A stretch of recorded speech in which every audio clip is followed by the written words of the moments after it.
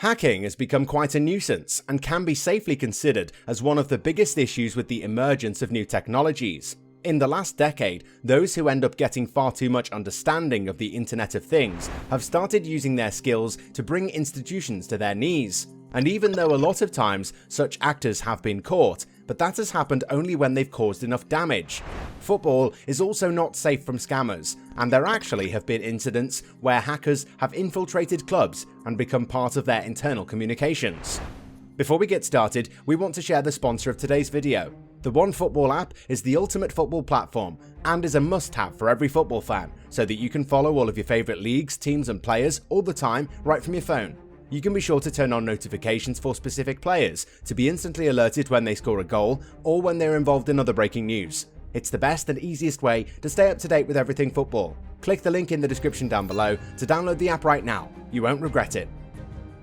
A couple of years ago, a Premier League club lost nearly £1 million when cybercriminals targeted one of its transfer deals. Apparently, these guys managed to infiltrate a club director's email account just when the club was negotiating with another club to sell a player they owned. In fact, the poor director was conned into revealing his username and password in what was later found out to be a phishing attack.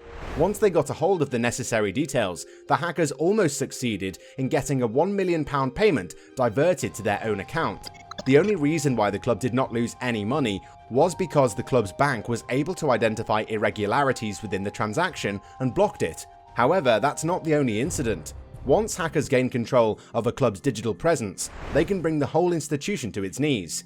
A few years ago, an unnamed Football League club's stadium was shut down by hackers just hours before a league game. They had access to everything inside the stadium and demanded 400 bitcoins and nearly £3 million to end their attack.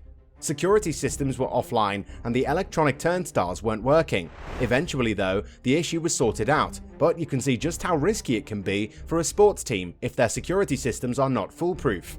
A report from the Cyber Threat to Sports organisations revealed that, in 2000, a racecourse staff member lost £15,000 after he bought equipment from a fake eBay site.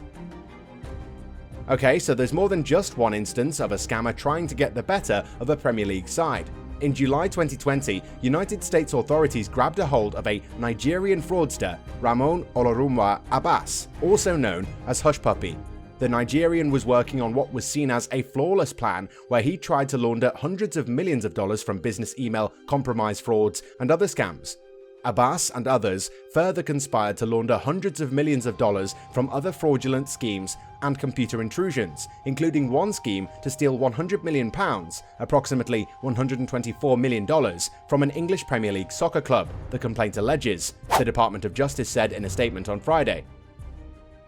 Okay, so off the field, EGaming is also not safe from such attacks. Earlier in 2022, EA Sports apologized to users after their accounts were taken over due to a security loophole. Many users complained that a lot of their accounts and FIFA Ultimate Team coins were stolen by strangers. Once again, phishing techniques have resulted in many accounts being compromised. More than 50 accounts were taken over through this method. All in all, hackers and scammers are slowly becoming very creative, which means that football clubs need to really upgrade their security systems. Sooner or later, such attacks and scams will become more sophisticated, and if nothing is done about it, we might see teams like Manchester United, who are already very dumb when it comes to paying over the odds for average players, will end up losing money to some prince from Nigeria.